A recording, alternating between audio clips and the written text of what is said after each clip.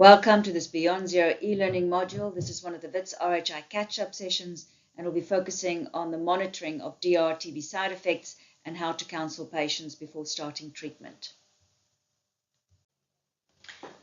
Let us summarize the key complications that you're going to see with the new short regimen that we are using. So let's think in terms of the actual drug classes. So if we think of moxifloxacin, first thing that wants to come to your mind is that increased QT interval. Remember, we can't use it with bedaquiline, and that it also can have neurological effects, so it can increase your peripheral neuropathy. It might contribute to seizures, although very uncommonly. Other than that, it's a fairly innocuous drug.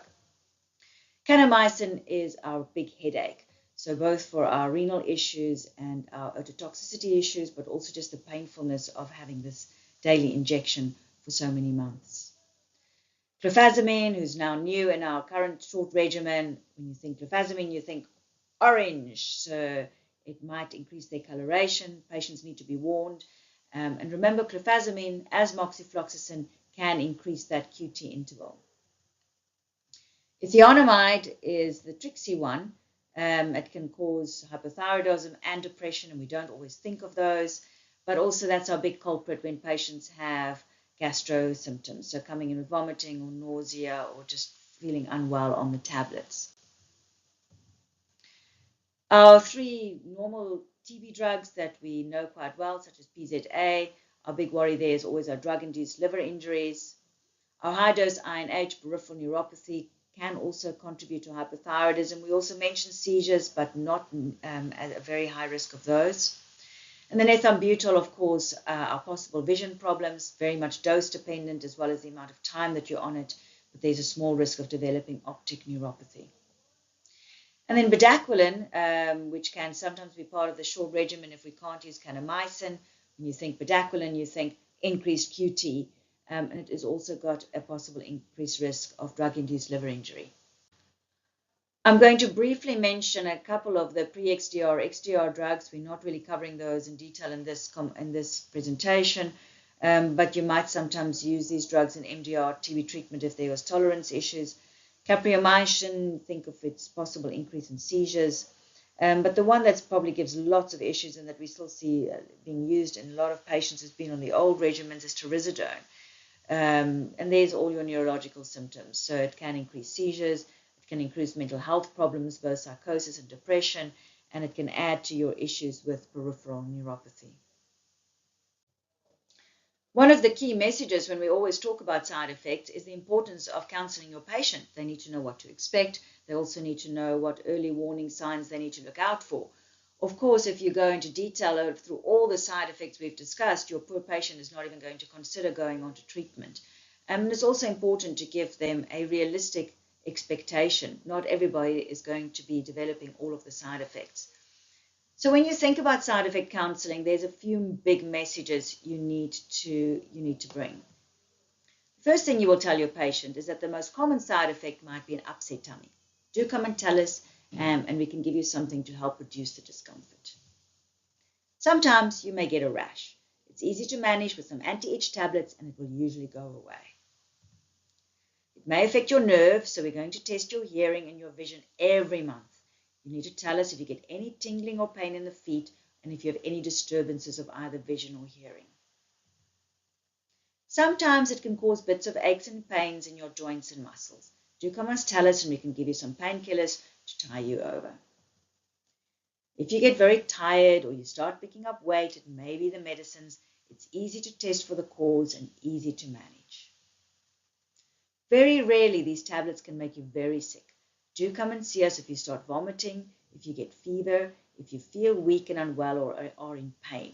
These are not normal side effects and must be seen. We will do blood tests every month to check your kidneys and blood to pick up any problems nice and early.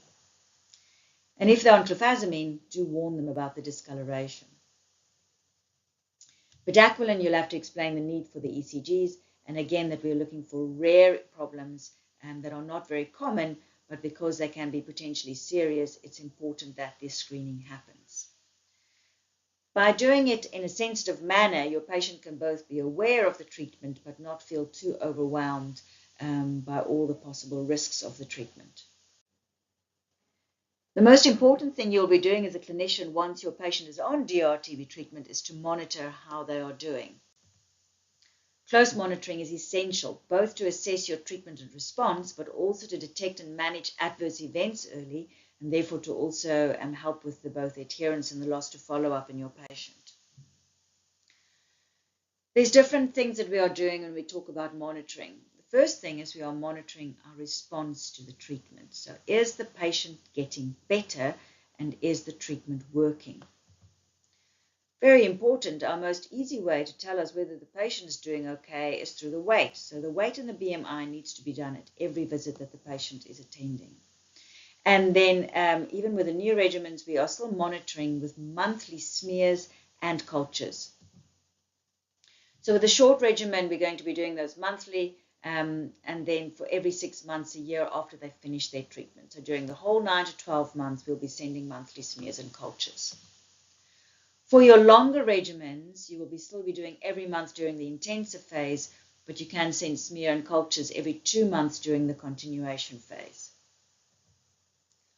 We still define conversion as 2 consecutive negative smears or culture taken 30 days apart, and this is mostly important when we're talking about outcomes. Remember, this is not what we are using when we are moving our patient from our initiation to our continuation phase.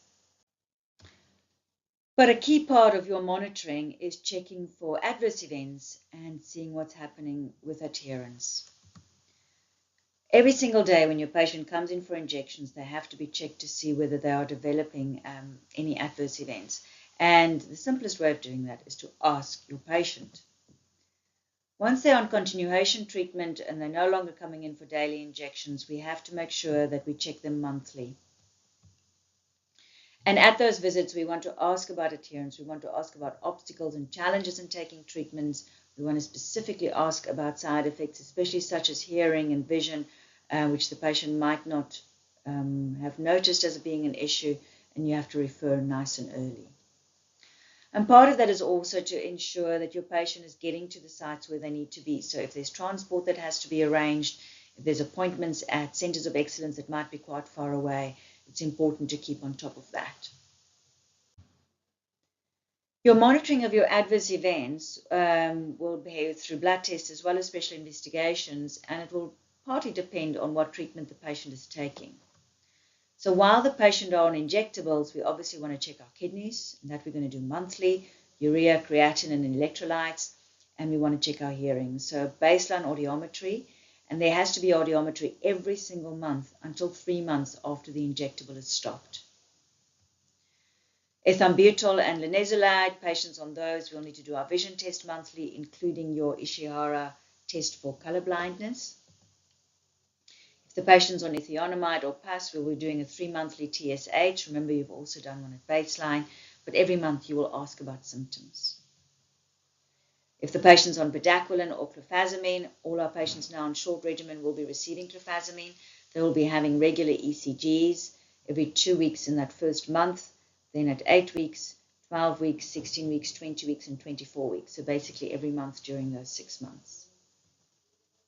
If the patient is on PZA, you can periodically do an ALT. And for all patients, there's a baseline X-ray. You would do an X-ray at 6 months and again at treatment completion. There are also some bloods that you might do when clinically indicated. So obviously if you're concerned that the patient is tired or looks pale, you would do a full blood count. If there's muscle cramps or any kidney abnormalities, you're going to check your serum magnesium and calcium. If they become jaundiced, you might want to check your hepatitis B and glucose as indicated.